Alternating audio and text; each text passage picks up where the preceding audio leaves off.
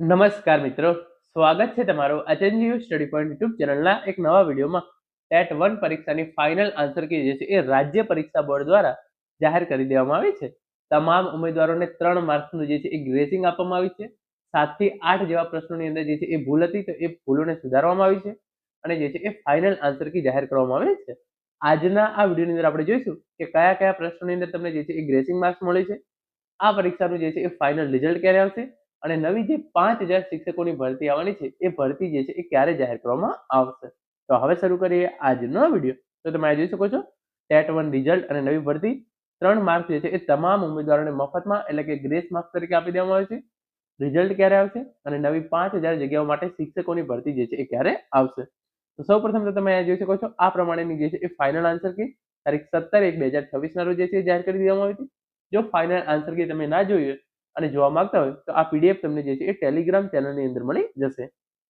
આગળ તમે અહીંયા જોઈ શકો છો જે ન્યૂઝપેપર કટિંગ તે પ્રમાણે ફાઇનલ આન્સર કી જાહેર.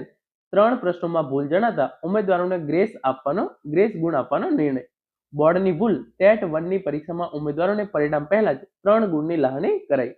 તો રાજ્ય પરીક્ષા બોર્ડની જે છે એ પ્રશ્નોની અંદર ભૂલ થઈ ગઈ હતી અને એના કારણે ટેટ 1 ની પરીક્ષામાં ઉમેદવારોને રિઝલ્ટ આવે એ પહેલા જ 3 ગુણની જે છે એ લાગણી કરાઈ છે. એટલે કે પરીક્ષા આપનાર તમામ ઉમેદવારોને જે છે એ આ 3 ગ્રેસ માર્ક જે છે એ આપી દેવામાં આવશે. અને ઘણા બધા પ્રશ્નો એવા છે કે એની અંદર જે છે એ 2 પ્રશ્નોના જવાબ જે છે એ સાચા કરાયા છે. અહીંયા થોડીક જે છે એ વિગતવાર ઇન્ફોર્મેશન જોઈ લઈએ તો રાજ્ય પરીક્ષા બોર્ડ દ્વારા ધોરણ 1 થી 5 ની શાળાઓમાં શિક્ષક બનવા માટે લેવામાં આવેલી ટેટ 1 પરીક્ષાની ફાઇનલ આન્સર કી જાહેર કરાઈ છે.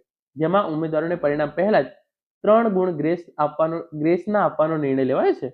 આ ઉપરાંત ગુજરાતી માધ્યમમાં 6, અંગ્રેજી માધ્યમમાં 7 અને હિન્દી માધ્યમમાં 8 પ્રશ્નોમાં એક કરતા વધુ વિકલ્પ જે છે એ સાચું હોવાનું જણાતા ગમે તે એક વિકલ્પ પસંદ કર્યો છે તેને ગુણ આપવાનું નક્કી કરાયું છે. રાજ્ય પરીક્ષા બોર્ડ દ્વારા ડિસેમ્બર માસમાં પરીક્ષા લેવાઈ હતી. તેની અંદર 1,01,000 વિદ્યાર્થીઓ નોંધાયેલા હતા. એમાંથી જે છે એ 91,000 જેટલા વિદ્યાર્થીઓ જે છે એ હાજર રહ્યા હતા.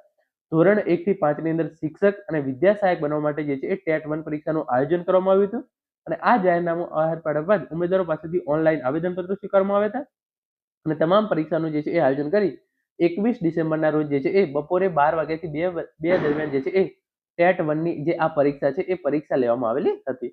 જે પ્રોવિઝનલ આન્સર કી જાહેર કરવામાં આવેલી હતી. તો અહીંયા જે છે એ તમે જોઈ શકો છો 21, 72 અને 105 નંબરનો જે પ્રશ્ન છે એની અંદર તમને જે છે એ ગ્રેસ માર્ક્સ આપવામાં આવે છે. જ્યારે 30, 55, 56, 57, 110 અને 116 ની અંદર જે છે એ એક કરતા વધારે વિકલ્પો જે છે એ સાચું હોવાનું જાણવા મળ્યું છે. તો આ વાત થઈ ગઈ કયા કયા પ્રશ્નોની અંદર તમને ગ્રેસિંગ માર્ક્સ આપવામાં આવે છે એના વિશેની.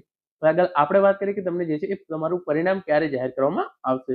તો તમે અહીંયા જોઈ શકો છો ગ્રેસિંગ માર્ક્સ કયા કયા માર્ક્સમાં આપેલું છે એ તમે જોઈ શકો છો અને પરિણામ અને ભરતીની આશા. કુલ 10 પ્રશ્નોમાં થયેલા સુધારાને કારણે હજારો ઉમેદવારોના મેરિટ પર સીધી અસર જોવા મળશે. આન્સર કી જાહેર થતા ધોરણ 1 થી 5 ના પ્રાથમિક શિક્ષકોનો માંગતા ઉમેદવારોમાં હવે પરિણામને લઈને ભારે ઉત્સુકતા જોવા મળી રહી છે. ઉમેદવારોએ પોતાના OMR શીટને આધારે ગુણની ગણતરી શરૂ કરી દીધી છે. જો સમયસર શિક્ષકોની નિમણૂક થશે તો પ્રાથમિક શાળાઓમાં શિક્ષણનું સ્તર જે છે એ ઊંચું આવી શકે છે. અને આગળ તમે અહીંયા જોઈ શકો છો વધારે ઇન્ફોર્મેશન જે છે આપવામાં આવેલી છે. હવે પરિણામની જે છે એ ટૂંક જ સમયમાં જે છે એ જાહેરાત કરવામાં આવશે. ફાઇનલ આન્સર કી જે છે એ જાહેર થઈ ગઈ છે. હવે ટૂંક જ સમયની અંદર 4 થી 5 દિવસ અંદર રાજ્ય પરીક્ષા બોર્ડ દ્વારા જે છે એ ટેટ 1 પરીક્ષાનું પરિણામ જે છે એ જાહેર કરી દેવામાં આવશે.